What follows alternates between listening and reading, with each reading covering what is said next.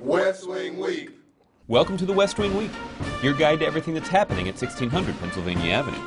This week, the President made a major announcement on a policy to guarantee access to free preventative health care services, unveiled next year's budget, pushed Congress to extend the payroll tax, awarded the National Medals of Arts and Humanities, met with China's Vice President Xi, and traveled west to Wisconsin and California.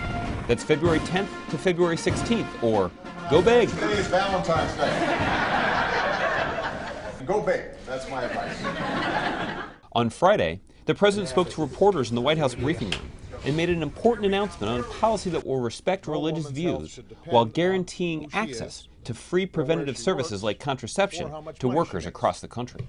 Every woman should be in control of the decisions that affect her own health, period. This is an issue where people of goodwill on both sides of the debate have been sorted through some very complicated questions to find a solution that works for everyone. With today's announcement, we've done that. Religious liberty will be protected, and a law that requires free preventive care will not discriminate against women. Meanwhile, in Dallas, Texas, First Lady Michelle Obama marked day 2 of her Let's Move tour by taping a segment of the popular TV cooking show Top Chef. Joined by Top Chef alums, members of the Dallas Cowboys football team, and local school children, she served as a judge to a healthy cooking competition that highlighted a key component of the Let's Move initiative, making school lunches more tasty and nutritious. Do the same thing with this cilantro. You like cilantro? Later, in Homestead, Florida, the First Lady continued the discussion of childhood health, nutrition, and fitness at a WebMD town hall with local families, before ending her day in Central Florida, where she joined the Halls family at their home and sat down for a healthy, home-cooked dinner based upon the principles of My Plate, a new USDA nutrition system that replaced the old pyramid. On Saturday, the First Lady concluded her Let's Move tour at the ESPN Wide World of Sports complex at Disney World, where she joined 1,400 families for a community physical activity event. On Monday, February 13th, the President visited Northern Virginia Community College to unveil his budget proposal and announce a new $8 billion Community College to Career Fund. In the State of the Union, I outlined a blueprint for an economy that is built to last.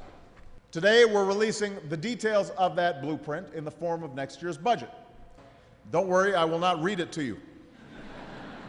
But the main idea in the budget is this. At a time when our economy is growing and creating jobs at a faster clip, we've got to do everything in our power to keep this recovery on track.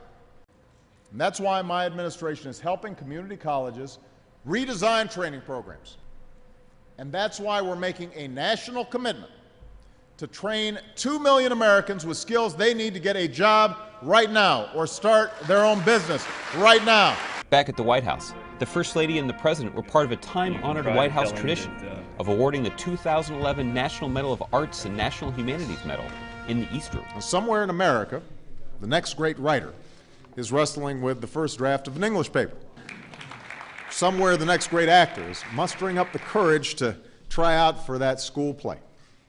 Somewhere the next great artist is doodling on their homework. Somewhere the next great thinker is asking their teacher, why not?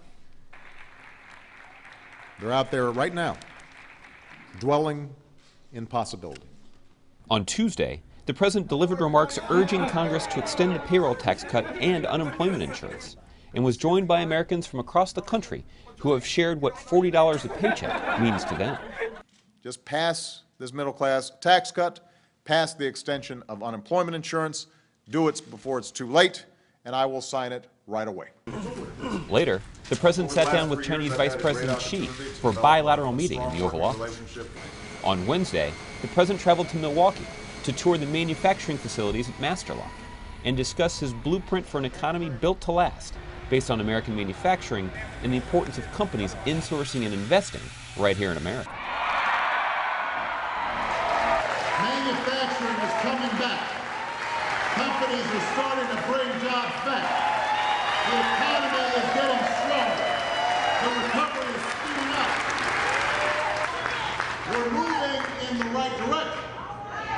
And now we have to do everything in our power to keep our foot on the gas. Meanwhile, on Thursday, back in Washington, the First Lady made a surprise appearance in the Blue Room to greet unsuspecting tourists visiting the White House. She was, of course, accompanied by Beau. And this concludes the 99th edition of the West Wing Week. You heard that right, the 99th week. To find out more information on any of these topics or to see complete videos of these events, go to whitehouse.gov and be sure to tune in next week for a special 100th edition. And thanks again for checking out the West Wing Week. I was thinking about the fact that I am a father of 2 girls who are soon going to be in high school. And then it might come in handy to have these super locks.